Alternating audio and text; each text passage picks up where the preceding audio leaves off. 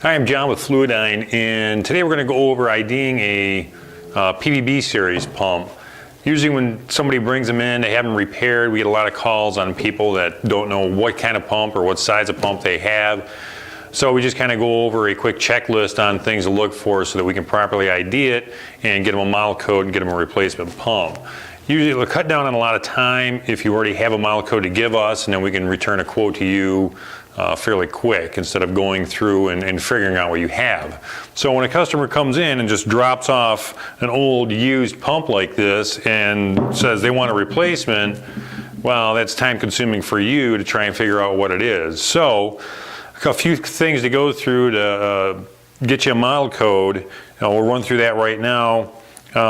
We'll pull, first you got to take it apart so you can get to the insides of it, and there's a couple things internally that you can check and find out what size displacement you have, and this usually works for all the PVB series pumps. Later on in a different video we'll go through some other ones to ID those and figure out what you have too. So this one here is just a PVB 5/6, depending, they both use the same frame size and housing. Also the PVQ 10 and 13, those use the same housing as well. So once you get the compensator off, then take the rear cover off, unbolt that and get it apart. Once you get it apart, you'll notice right here there are a couple of decompression grooves on there. Rotation is determined by whichever opposite the direction that these are pointing. So right now, if you're looking at it like this, these are pointing to your right. So rotation is going to go against that. So it's a left-handed pump. So right there we know it's a left-handed PVB 5 or 6. So we'll set that aside and we'll pull the rotating group out. Now on the original Vickers pumps, they usually stamp the displacement right in the bottom of the cylinder block. This one says 6, and if it was a 5, it would have a 5 in there. But if you don't know that, you can always measure the diameter of the piston and let us know what the dimensions are, and we can give you the size or displacement from there, which will also help build the model code on what size pump you have. So right now we know we have a PVB 6 left-hand pump. Looks like with a standard control on it. That's all this is a standard control. The spring inside changes if it's a high or a low pressure pump.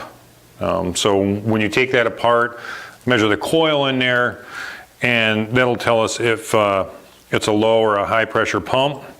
So you just take that screw off, drop out this spring here, and just measure the diameter of that coil. That'll tell us. The shafts on here are usually the same size all the way across the board. You have a standard 7/8 keyed shaft. There's also a smaller shaft or a spline shaft that goes in here.